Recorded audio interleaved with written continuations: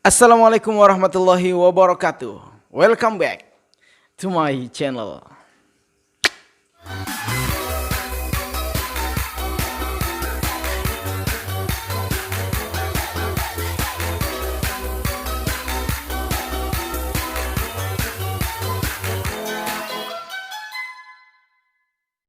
Kawan-kawan, kembali lagi bersama gua M Rizky Muajadi di channel MR Muajadi. Bagi kawan-kawan yang menonton video ini, seperti biasa gua mendoakan semoga kawan-kawan senantiasa disehatkan badannya, dilancarkan segala urusannya, serta diberkahkan segala rezekinya.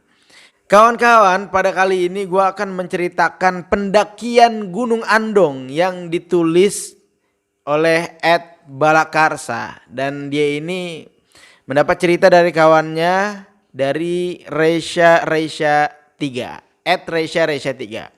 Sebelum gue melanjutkan video ini, gue juga mau mengucapkan terima kasih buat Balakarsa yang sudah mengizinkan gue untuk membawakan cerita kali ini.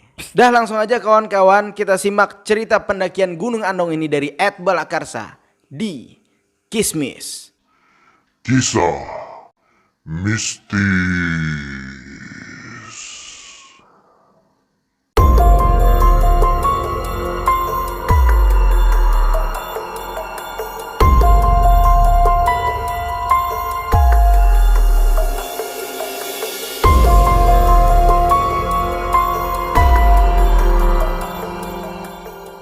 Pendakian ini dimulai ketika aku dan ketiga kawanku mendaki Gunung Andong bulan Agustus 2017 lalu. Ketiga kawanku ini kita sebut saja namanya Buyung, Ngali, dan Dias. Singkat cerita, perjalanan kami mulai dari Solo pukul jam setengah 4 dan sampai ke TKP pukul setengah 6 sore. Ya mungkin perjalanan dari Solo ke Magelang itu nggak terlalu jauh bagi kami karena kami juga sering traveling, tetapi bukan untuk naik gunung. Sampai di base camp kami pun kayak pendaki-pendaki lain lah, istirahat, mesen kopi, ya sambil menyiapkan pendakian yang akan kami laksanakan nanti. Gunung ini pun termasuk gunung yang cukup diminati karena walaupun weekday itu selalu ramai. Kata penjaga sih, pendakian sampai puncak itu memakan waktu 1,5 sampai 2 jam. Selesai kami istirahat, kami melakukan simaksi dan ngecek-ngecek barang. Serasa kami sudah siap dan kami mulai mendaki Gunung Andong ini. Sekitar pukul 6 sore kami sudah mulai pendakian dan sayup-sayup terdengar suara azan. Di situ banyak sekali pohon-pohon yang aku sendiri nggak tahu itu pohon apa. Lalu di sela-sela pohon itu aku lihat, dan dalam hatiku itu aku berkata, "Oh, poyo iku." Tapi aku sama sekali nggak menceritakan apa yang aku lihat kepada teman-temanku, karena memang itu sudah pantangan di gunung. Sampai akhirnya kami tiba di pos 1, Watu Pocong. Konon katanya Watu Pocong ini adalah salah satu pos pendakian Gunung Andong yang berada di ketinggian 1460 mdpl. Dan di sana sangat cocok untuk mendirikan tenda karena ya terdapat lapangan luas dan cocoklah untuk didirikan tenda.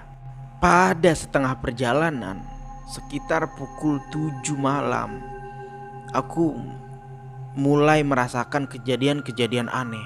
Aku melihat ada sosok yang badannya itu tinggi besar berada di satu batang pohon yang kecil.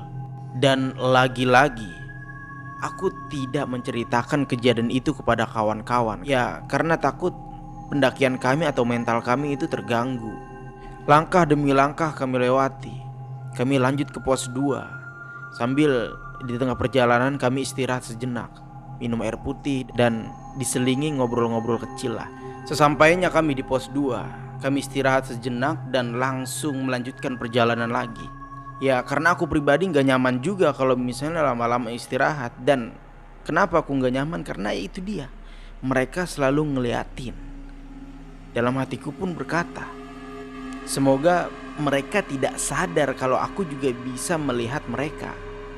Lama kami berjalan, akhirnya kami sampai di mata air. Di situ kami minum, cuci muka dan ya fresh lah badan. Setidaknya bisa mengurangi rasa tegang aku ketika bisa melihat mereka semua. Singkat cerita, kami melanjutkan perjalanan lagi. Di trek pendakian kami melihat pemandangan yang sungguh luar biasa indah karena di depan kami itu terpampang gagahnya merbabu. Sungguh luar biasa indah. Jalan berkelok, menanjak bahkan berbatu sudah disuguhi ketika kami menuju Batu Wayang. Sampai di Batu Wayang kami memutuskan untuk istirahat sejenak. Ya katanya di atas itu jalannya sudah mulai landai. Singkat cerita kami pun sampai ke puncak pukul 7:30 malam. Dan kejadian aneh mulai terjadi di sini. Jujur, aku pribadi memang bisa melihat hal-hal tabu yang orang lain tidak bisa melihatnya. Tetapi di Gunung Andong ini, aku bisa melihat dengan mata kepalaku sendiri sosok-sosok yang begitu aneh menurutku. Setelah tenda berdiri, kami berempat, Dias, Ngali, Buyung, dan aku pribadi memutuskan untuk istirahat. Ketika ingin bersantai-santai untuk istirahat, tiba-tiba aku ingin buang air kecil. Dan aku pun keluar tenda. Sempat aku kebingungan di mana tempat yang pas untuk membuang air kecil. Karena walaupun di alam kita juga nggak bisa sembarangan untuk membuang kotoran seenaknya. Akhirnya aku menemukan gubuk kecil kayak warung. Tetapi karena sudah malam itu warungnya nutup. Aku memutuskan untuk membuang air kecil di situ. Sebelum aku membuang air kecil, aku melihat pemandangan di sekitar. Aku melihat kanan kiri. Sungguh luar biasa indahnya pemandangan dari sini. Seketika pemandangan yang indah itu pun mulai sirna. Karena aku melihat satu titik, yaitu pemakaman di dekat puncak. Pemakaman itu berada di dekat tebing. Dan di situ aku melihat ada seseorang yang itu jelas sekali. Orang itu memakai tas carrier dan tasnya itu lebih tinggi dibanding badannya. Orang tersebut aku lihat sedang memanjat tebing. Aku pun mulai keheranan, kok ada orang yang panjat tebing malam-malam kayak gini. Tapi pikiran-pikiran yang aneh itu aku tepis karena itu sangat jelas sekali sosok pendaki. Ketika aku sedang memandangi sosok pendaki itu, tiba-tiba dia manggil dari arah kejauhan. Sa, buruan balik. Makan nih udah matang. Seketika aku menjawab, gua gak makan, gua masih kenyang. Dan aku pun memalingkan wajahku untuk melihat sosok pendaki yang tadi sedang naik tebing itu. Dan ternyata sosok pendaki yang kulihat itu sudah tidak ada. Bulu kuduku pun merinding di situ. Kemudian aku melanjutkan hajatku yang tadi pengen buang air kecil menuju ke pemakaman itu. Sebelum sampai ke tempat pemakaman yang di sampingnya itu ada warung, tiba-tiba langkahku terhenti.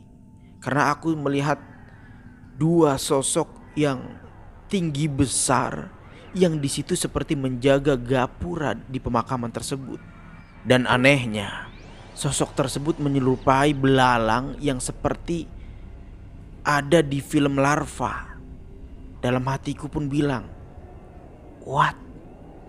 Kok ada sosok seperti ini? Setelah melihat sosok tersebut, aku mengurungkan niatku untuk buang air kecil di sana dan aku memutuskan untuk kembali ke tenda. Dan sambil mengurus dada, aku beristighfar sebanyak-banyaknya. Astagfirullah, astagfirullah. Tadi apa itu? Ketika aku melangkah ke arah tenda, aku pun masih penasaran sosok apa sih yang tadi di gapura. Aku membalikkan badan dan melihat ke arah gapura itu. Dan dari arah semak-semak aku melihat semak-semak itu bergoyang dan muncul dua sosok laba-laba yang besarnya itu seperti manusia. Dan yang bikin aku ngeri, sosok laba-laba itu berjalan menuju ke arahku.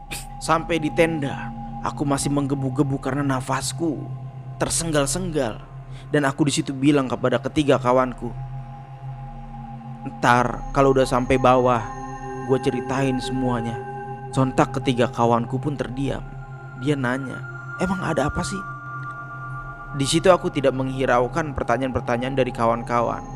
aku memutuskan untuk istirahat dan tidur. Singkat cerita, aku tertidur pulas dan tidak ada gangguan apapun pada malam hari itu. Paginya aku terbangun dengan ketiga temanku dan berfoto-foto lah ya seperti halayak pendaki lainnya. Kami pun beberes tenda sekitar jam 9 pagi dan sampai base camp itu pukul setengah 11. Tapi di dalam hatiku masih berkata-kata, kok bisa aku melihat sosok aneh seperti itu?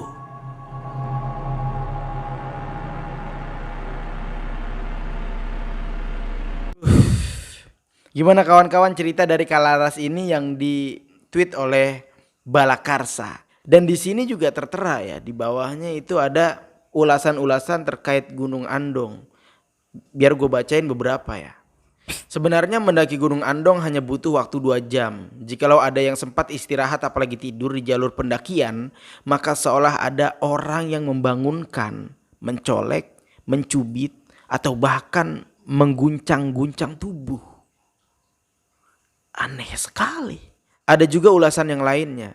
Jika berceloteh tidak sopan atau berperilaku menghina tanah atau tetumbuhan gunung, bersiap-siaplah tidak tidur nyenyak alias gelisah. Gunung adalah salah satu portal dimensi, pintu antara nyata dan maya. Jika malam tiba, pastinya banyak makhluk halus bertebaran di sana. Dan tweet yang lainnya, Watu Pocong atau Batu Pocong, nama itu ada yang menyatakan nama ini diambil dari bebatuan memanjang dan melintang di sekeliling jalan pendakian yang menyerupai pocong.